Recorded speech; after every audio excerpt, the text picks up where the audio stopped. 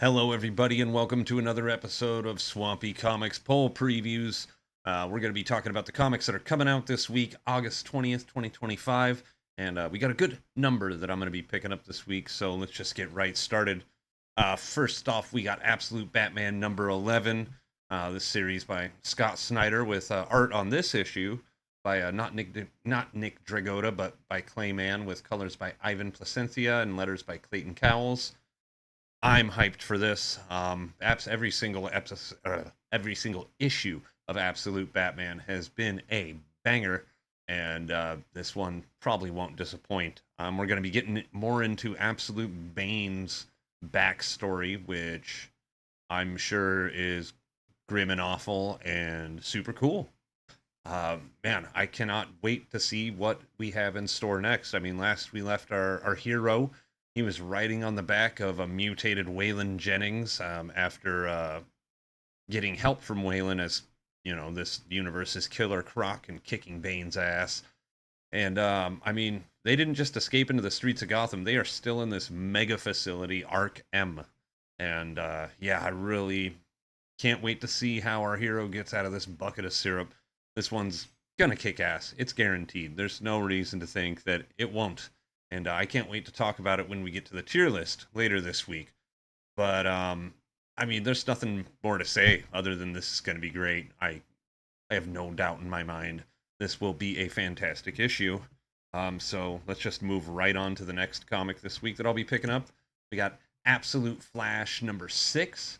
And this is by Jeff Lemire with art by Nick Robles, colors by Adriano Lucas, and letters by Tom Napolitano.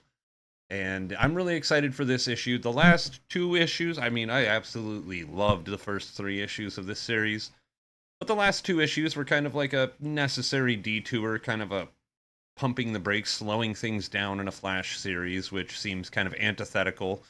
But it led to a cool fight in issue 5 and some cool character development and introductions of, people like Ralph and Sue Dibney are in the Absolute universe. And I really hope we get to see more of Ralph. That would be really cool. And as well as Wally's love interest. I'm not a huge Flash guy. I know this is going to be heresy, me not remembering this woman's name. But the absolute version of her he met at this Dibney's Home for Wayward Youth or whatever it's called. But anyway, judging by the cover of this issue right here, it looks like we're going to be dealing with the absolute rogues.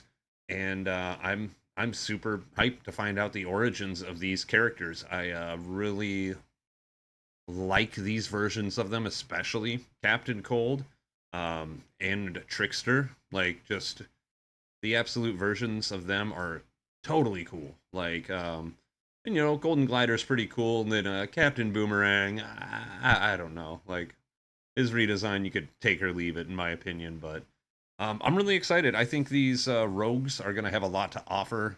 I think we could flesh them out a lot more as maybe, I don't know, maybe not full on villains in this universe, more like anti heroes that, I don't know. I kind of hope they get sick of working for the government and, yeah, I don't know. I just can't wait to see where this series is going to take us.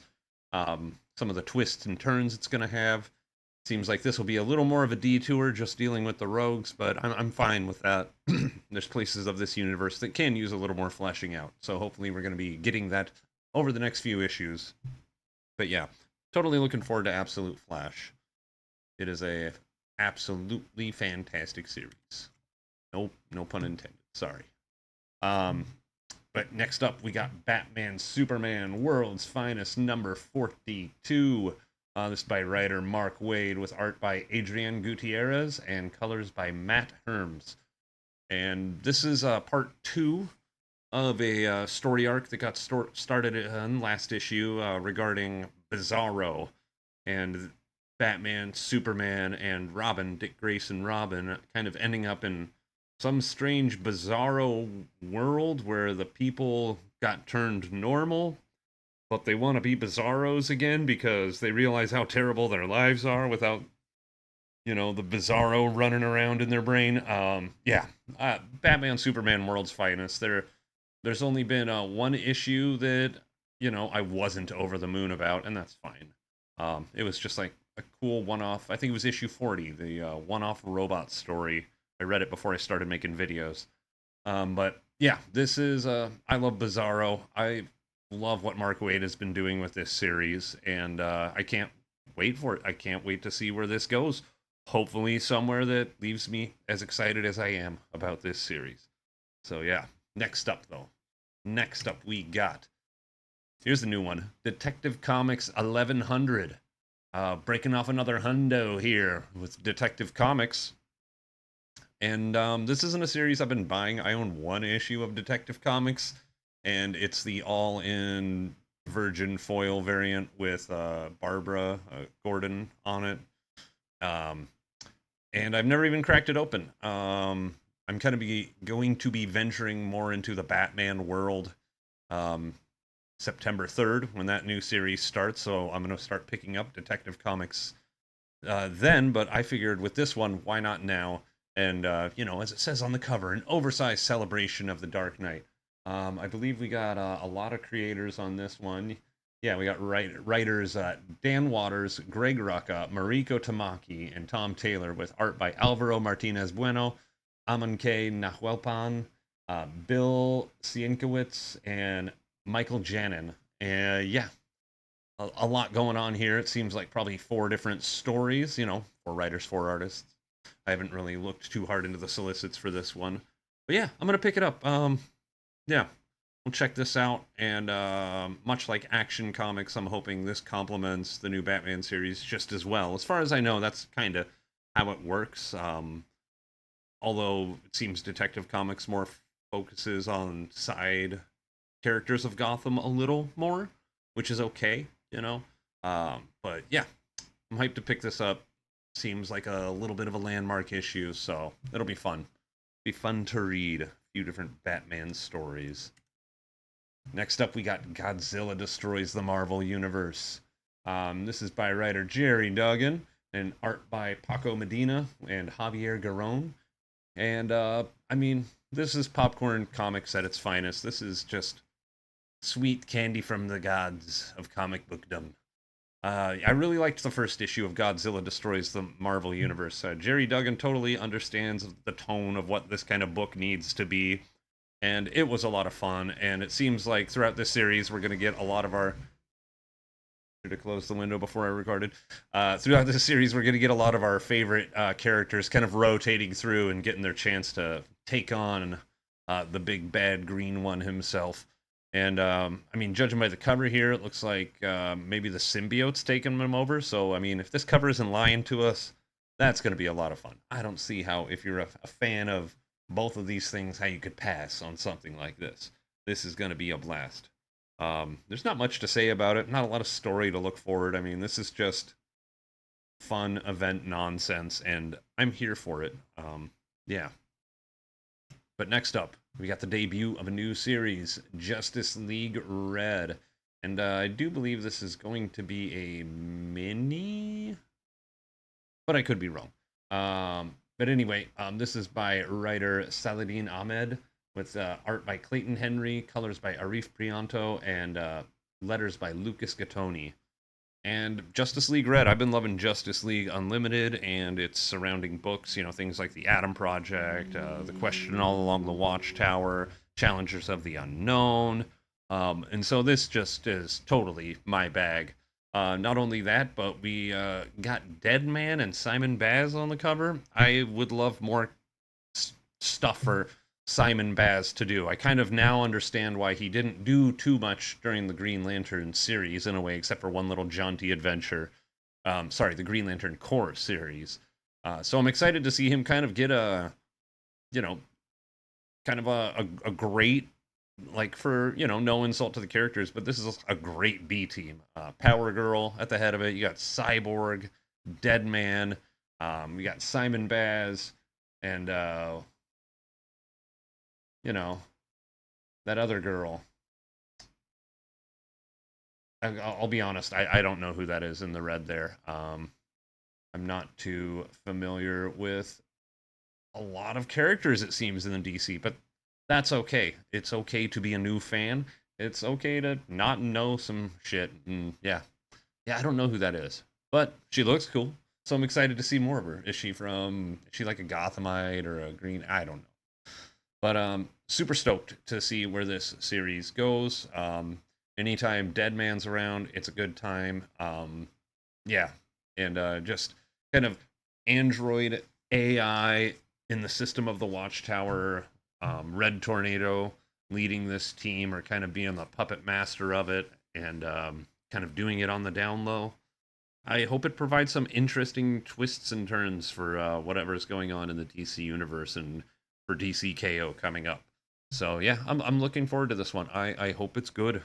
I really hope to enjoy this one. Next up, we got Krypto, Last Dog of Krypton, #3. This is by writer Ryan North, with art by Mike Norton, colors by Ian Herring, and letters by Lucas Gattoni. Last issue, we saw poor old Krypto kind of being abused at the hands of a young Lex Luthor. And here we have Krypto kind of, you can't help but see the symbolism of the sunlight behind him and him flying. Is this going to be the issue where Krypto figures out that he's got powers? I really hope so.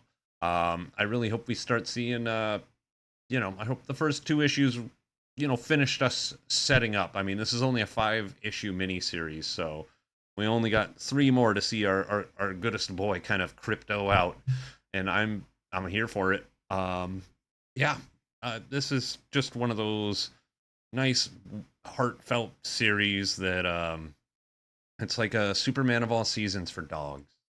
That's what it is, and I like it. It's been fun so far. I really have been enjoying Ryan North with his first 2 issues of the Fantastic Four series that he's on. So this is him just continuing to do a great job on a series that I'm really liking. So yeah, can't wait for the next one. Not a lot to say about this one until it drops, but my hopes are we get some powers soon, but we'll see. Next up, we got New Gods #9. This is by writer Ram V, with art by Evan Cagle and Simon Parr on this one, and colors by Francesco Segala. If you've watched my videos before, if you were here last time I was talking about the New Gods, this is one of the best comics I've ever read, and every single issue continues to just get cooler and cooler and add more depth to these fourth world characters than we've seen in a lot of places. And there's just a lot going on, and I'm here for it. I cannot wait to see where we end up. Now we have Seraphim, one of the Forever People. It seems like he's working on Maxwell Lord's side, which is a huge bummer. And he's infiltrated New Light, the New Gods, the New Genesis people's settlement on Earth after they crash landed, the one that Jon Stewart built for him. Yeah, I can't wait to see where this goes. I mean, as many things as this series answers and makes me feel good about every issue, there's just more and more mystery in the best way.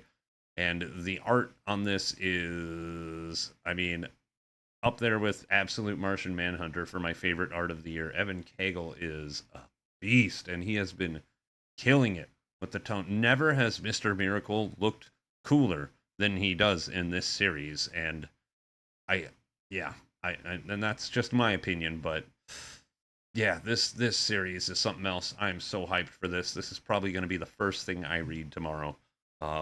And after I'm done reading the rest of the books, I'll probably read this again, because that's how I tend to consume New Gods books, is take that second reading in as soon as I can. So yeah, hyped about this one. Really hyped. Next up, we got Superman Unlimited.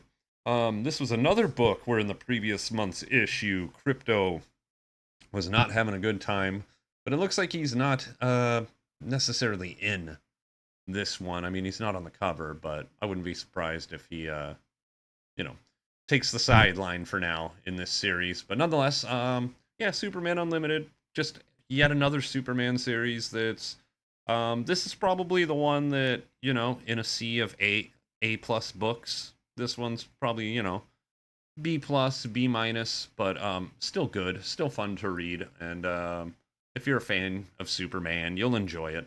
I would definitely suggest to new readers mainline Superman over this because I think it's just far more epic while maintaining its heart. And this one's just like a fun, no pun intended, action comic. Like last issue, we had him fighting the Toyman, or a creation of the Toymans. Uh, First issue was him stopping a big kryptonite meteor. Second issue was him just figuring out how to fight crime now that he has now that there is kryptonite weapons out on the street, and he has to face that while he's doing his super manly things. Yeah, this is a really fun, without being like corny or tongue in cheek about it. This feels really just 70s adventure. It reminds me of the 90s like Adventures of Superman comic in a way, where it's just like, I mean, there's a story being carried along, but from issue to issue to issue, it's like, and now he's over here doing this with these people, and now he's over here in a totally different thing, and I'm here for it. I love all the different tones of Superman we're hitting. This is the last Superman Unlimited, the summer of Superman, and yeah, another great way to say goodbye to a great summer of one of America's greatest superheroes. You know. But yeah, looking forward to that. And I believe last up here we have the Vision and Scarlet Witch #4. This one I kind of picked up halfway on a lark because there was a foil cover and for their #1. And the other part of it was I needed more Marvel books in my lineup, and this one did not disappoint. It reminds me a lot of the magic-based, more personal, like it, with being totally different. It reminds me a lot of the Zatanna series that just wrapped up on DC's sides of things. And that's one of my favorite things that I've read all year. So that's a high compliment to this book right here. I really like Vision and Scarlet Witch. It's got a lot of heart. I did feel a little lost because I wasn't totally caught up with the history of these two characters in comic book form, and coming off, being a big MCU head instead of, a comic book reader during those years of those movies dominating theaters. It kind of got my brain in that place, so I had to be like, oh, they have kids, and they're broken up or divorced, or how whatever, but I don't know, to any adult who's been, in love, or been through a breakup, or either lost a friendship or maintained it after a breakup. I don't know, this one just, you'll get it, you know what I mean.